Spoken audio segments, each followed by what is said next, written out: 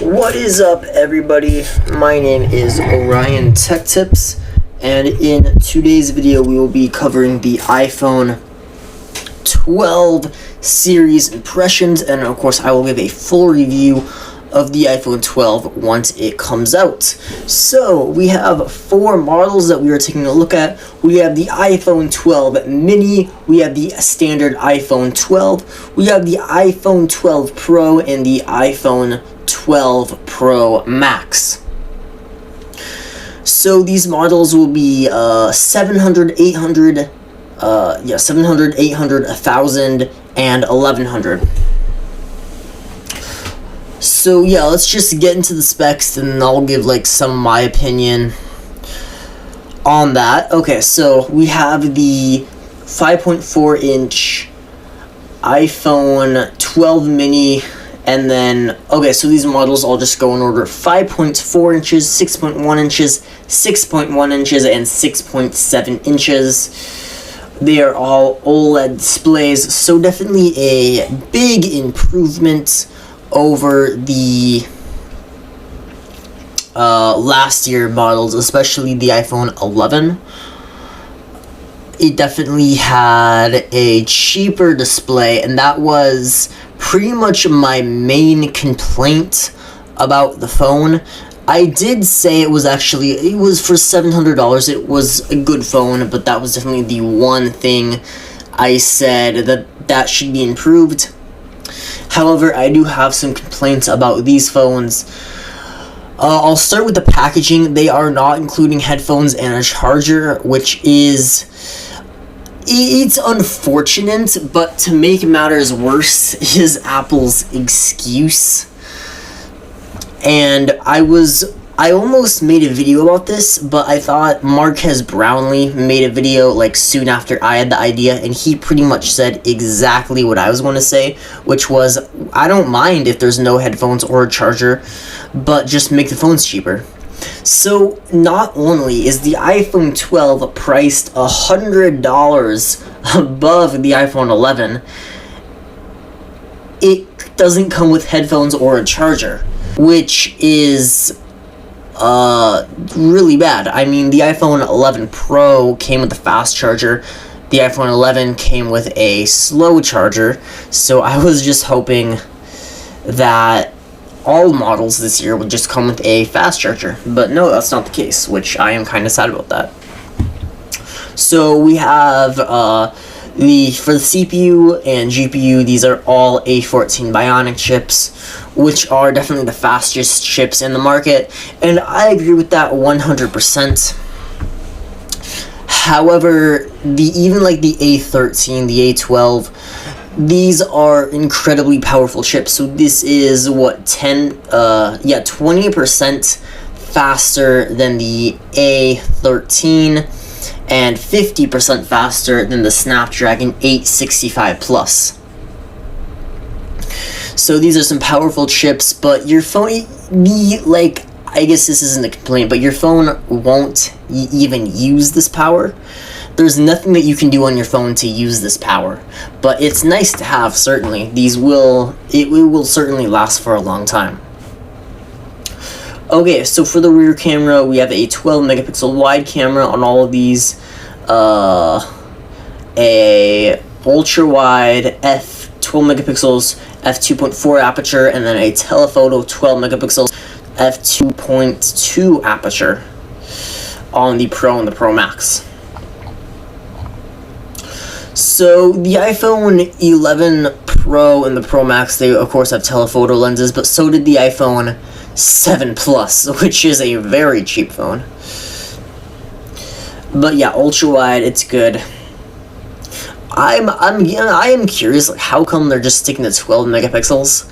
Like, it's been 12 megapixels ever since the iPhone's success. So I would like to see a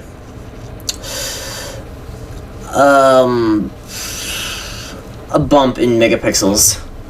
And of course, digital zoom would be 5x and then 10x on the more premium models, which, I mean, the Android phones definitely have the head up in that. I mean, even like the iPhone, my phone, the 8 Plus, it can do 10x. So there's not really a big improvement there. Okay, so in terms of batteries, these do have smaller batteries than the last year's, than the 11 series. However, it does have a 5 nanometer chip instead of a 7 nanometer chip. So maybe the other like suspicious thing is I didn't even talk about battery life, so I am definitely worried that it could definitely be worse, which I am definitely scared of. And then storage, we have 64 baseline on the less premium ones, and then 128 gigabyte baseline on the more premium ones. And what some other YouTubers said, which I absolutely 100% agree with, is if you're spending over $1,000 on these phones, it should start at least 256 gigabytes, like other Android phones. And 64 gigabytes, I don't even think that's enough. So definitely, I mean, if you're getting these phones, definitely bump it up to 128 gigs. I mean, can 64 gigabytes work? Yes, if you don't play games and you don't record videos, then yes, 64 gigabytes is fine. But I imagine most of you guys play games and record videos on your phone. And you could just bring up, oh, well, yeah, but I could just buy iCloud storage. You can, but that costs money and is extremely slow. So, yeah, alright. Of course, all these phones do have 5G, sub 6 gigahertz, millimeter wave in the US, which is only Verizon. If you guys watched the ad for this, or like the announcement for this phone, I shouldn't say ad, even though it kind of is an ad. There was like this Verizon, they were talking all about Verizon, and it kind of just felt like an ad for Verizon when they were talking about this, which I thought was kind of funny.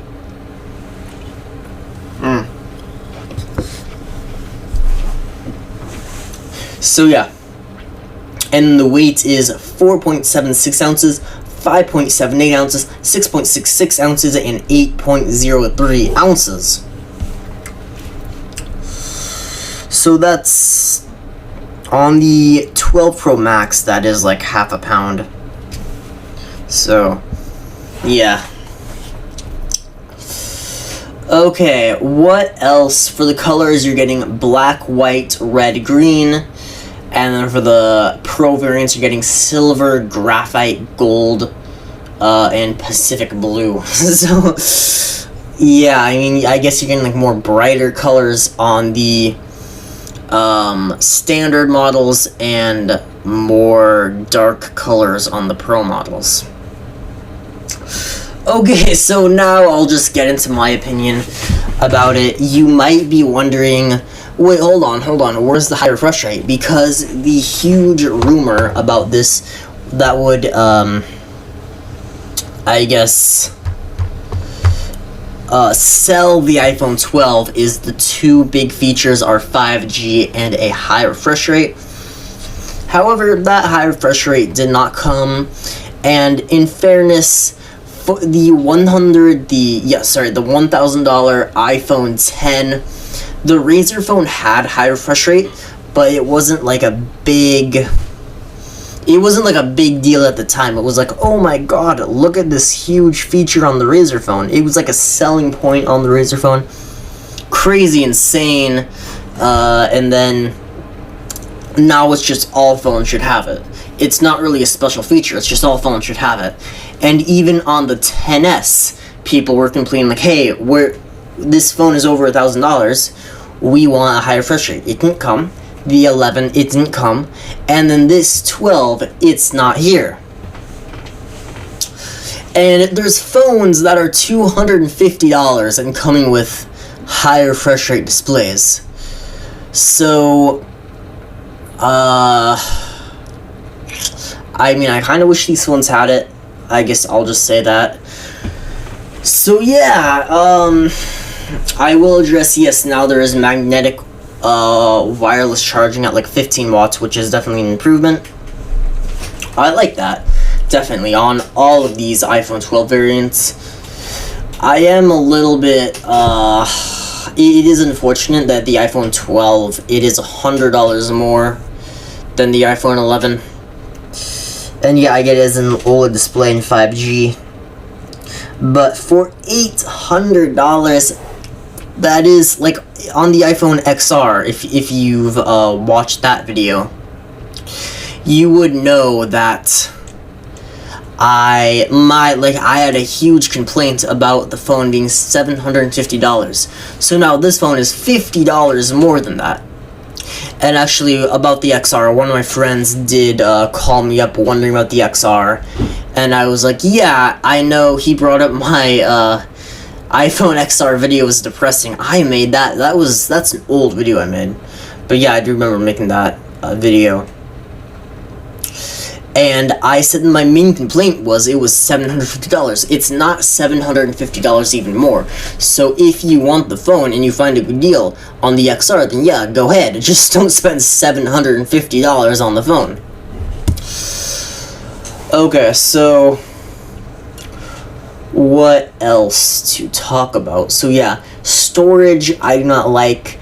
The GPU, I like the CPU, the GPU, the A14. I like that they're all using OLED displays. I like that they all have 5G, even though we don't really need it, but in the future, yeah, that would be nice.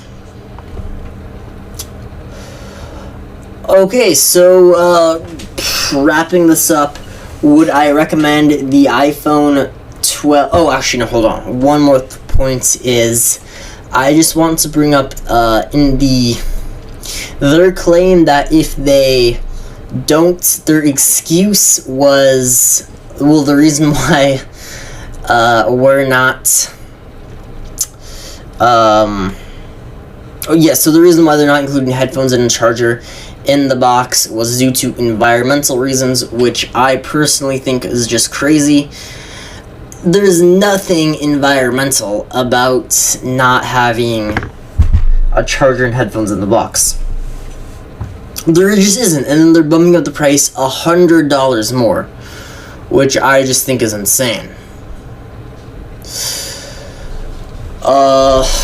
Yeah, so I mean, if they really wanted to help out the environment, I would say, like, if they, like, docked out, like, $50 or $100, and then just, they didn't include it, and then they docked out, like, say, instead of the phone it being $700, it was $600 or $650, and it's still, like, this great phone, and they said, hey, we're not including it, however, the price is cheaper, and we are, let's say,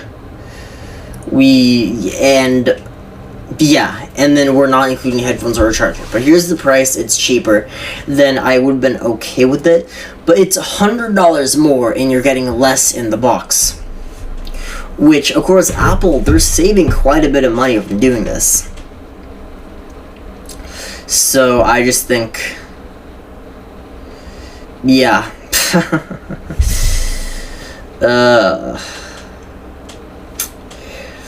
What else can I say? I guess I didn't really touch on the iPhone 12 mini, and yes, that's the price of the iPhone 11. However, it's smaller, it has a worse battery. And I mean, yeah, it's the same price, but it's definitely a worse phone. Okay, now, I've been getting some questions. Should I buy the iPhone 11? Yes, if you want an iPhone 11 or an iPhone 11 Pro, go ahead, buy it now. These phones have already been released.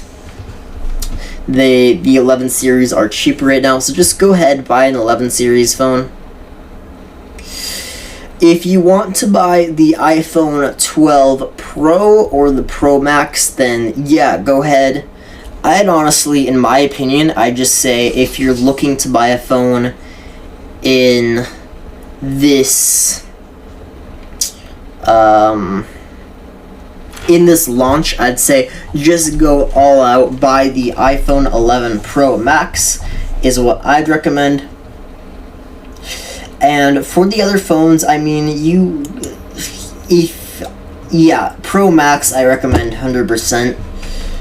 The iPhone 12 mini, I don't really, I mean, maybe, I know some people will say, well, I want the smaller size. Is there really a point to having like that? It's a 5.4 inch phone on like the body of an iPhone 5. Literally, it's literally that. Is there really any point to having a phone that small? I personally don't think so. And maybe you'll be like, oh, well, yeah, I want the phone. It feels good in my hand. But then once you actually turn on, like, a YouTube video or a game, and your thumbs keep, like, smacking into each other, then you probably won't be happy, and then you'll return it because you want a bigger phone. So, honestly, I'd say just go for the 12 Pro Max. There really isn't any. If you want an iPhone 12, then if you really want that OLED and 5G, then okay, sure, go for the iPhone 12. The iPhone 12 mini and the iPhone 12 Pro, I personally don't think there's a point, and I'm still hesitant to recommend the iPhone 12 because I personally think the iPhone 11 is a lot better value. Yes, it sucks that it has a not very good display, but for the price it's fine. And if you want that good display, then yeah, okay, go for the 12 Pro. So I'd say, okay, I'll end it right here. I'll say for the iPhone 12 mini, I'd give that, I would say no to that. The iPhone 12 would be a maybe just for that OLED display, and then the iPhone 12 Pro would be a no, and the iPhone 12 Pro Max would be a definite 100% yes, go buy that phone. Okay, anyway, hope you guys enjoyed that video. Remember to like, subscribe, and I will see you all later. Peace out.